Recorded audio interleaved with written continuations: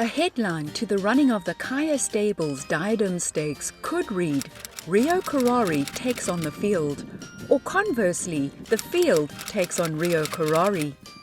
Either way, the Equus Champion Sprinter with his enviable race record is a worthy favourite. Here's Rio Querari finishing like a steam train shanty man towards the outside, but Rio Querari all the way from Cape Town shows that he is proper. Rio Querari won. I think that coming into the Diadem, he's doing really well at home. Justin, obviously, it's not an easy horse to train, and Justin got on top of his few little niggles that he had in his last few runs. I don't think he was at his best then. Besides, last time it was quite disappointing because my saddle slipped on him and I couldn't really ride him properly. So I think that's what cost me the race. So I'm going into the race obviously very confident and knowing that Justin has him in perfect condition. So I'm quite confident on him. He is a horse that I know on his best day that he can beat just about any sprinter around. What is it about him that make you and him such a formidable combination? I'm not sure. I just got along on with him ever since actually the first time I rode him at track work, I told Justin I begged for the ride because he gave me a really good field and he gave me the ride in the race's history. This was obviously Champion Sprinter of the Year, so I think it's just one of those horses that a jockey would get along with, and I got along with him very well, and I guess that's the reason why Justin and Joel and Warner kept me on the horse, and I'm really appreciated by that. So I'm just glad I could partner him again, and obviously if he wins this race, we will see where to next. But I think the computer from Sprint in Johannesburg might be an option, but I'll leave that to Justin. So who can get close to him? It's arguably an open race amongst many of the other runners. Let's see if we can split them. 800 metres left to go, and Seeking the Stars is really cleared off in front. He's stretching Under a masterful ride from Anton Marcus, Seeking the Stars led the field a merry dance to win the Grade 2 World Sports Betting Club Privy Greenpoint Stakes over 1,600 metres in December. The line comes, and Seeking the Stars kept going. Anton is back on board once again. You know, he won his maiden over 1,200 metres, and that was the last time he took on that distance, and he's campaigned over 1,400 and 1,600 and even 1,800 in the winter season last year. So we've brought him back to where he started over 1,200. How he's going to fare in it, I'm not quite sure, but he's extremely well. His work has been fantastic, and you know, with Anton back on him, let's hope he can weave his magic. Will he go to the front again, do you think? I don't think he'll have the speed to do that, you know. So I'd like to see him just tucked in off the pace and produce him at the death. Bereave now has come forward to pick it up. Seen winning the listed Southeaster Sprint in December last year, Bereave then stepped up in class to take on some of the best, to finish just outside the placings in the Pongratz Cape Flying Championship at the end of January. Yeah, Rio Querari on paper looks very hard to beat there on ratings, but he's a horse just below the best, and I think if he gets a lot of luck in running, I don't see why he couldn't pop up and surprise, but he runs with all heart and determination. I love him to bits, and he's doing very, very well. He's drawn towards the outside, but there's quite a lot of pace by him, so I'm not too concerned about that. And if there's a southeast on the day, it may be beneficial to him too.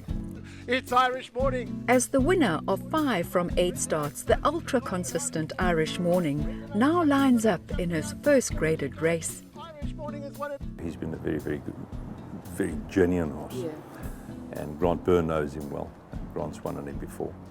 So, but a big test, and in this type of race. If it doesn't work out for us, we can always bring him back to a division. But when you're setting him a rating high like that, you know, there aren't too many races to find for the horse. Yeah. But yeah, he's an amazing athlete.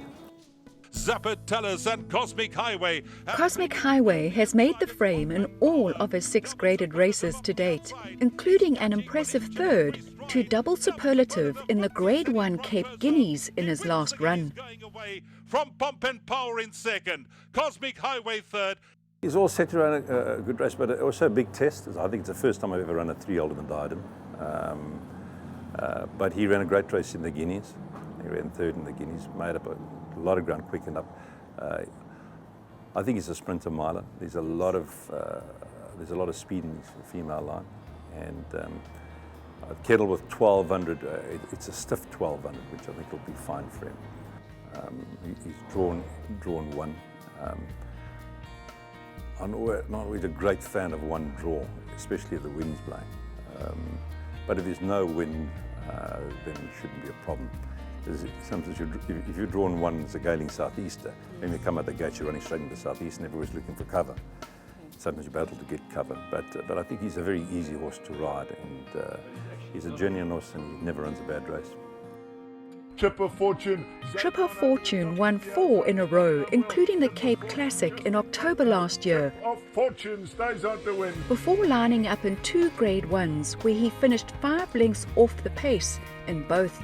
His last 2 runs have been a little bit frustrating for me. Obviously the Guineas things didn't work out at all for him, and then in the Queen's Plate he was drawn widest out and he ended up being at the back of the field, and you know, it just was really a non-event. Although in saying that, his 400 to finish, his time for that was a very decent one. So he's obviously got loads of ability. I've opted to bring him back to the sprint. I actually think that he sprints pretty well. I think 1400 probably I think a mile is a little bit of a stretch for him, although I think he can do it. It is a bit of a stretch. So bringing him back to 12, I think will suit him quite well. I've got him quite nice and fresh as well. He's doing particularly well at home. He too, I've actually put a pair of blinkers on Saturday. He's got a little bit coltish at home, and he's trying to get out of his work here and there. So I think I did gallop him with the blinkers on, and he put up really good work with it on. So obviously Rio Querari, the horse to beat. Yeah. He's a very decent sprinter, and it won't be easy to beat him, but I think he'll have a good chance. Stunning. But Ambiorix still leads it at the 200. Gallic Chief. Seen winning the Grade 1 gold medallion at Scottsville last year, Ambiorix has only had 1 run since. My other horse, Ambiorix, he's got a lot of speed, and he hasn't raced that much since winning the Group 1 in Maritzburg last year. So, he's come very, very well at the right time. It's a tough order for him, but I think he'll be there when the whips are cracking.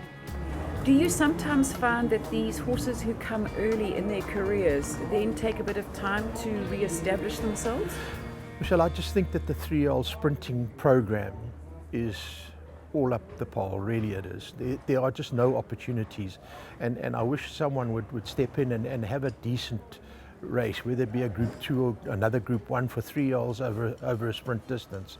That would just help, because he's been lying dormant, if you'd like to say, since the race at Scottsville.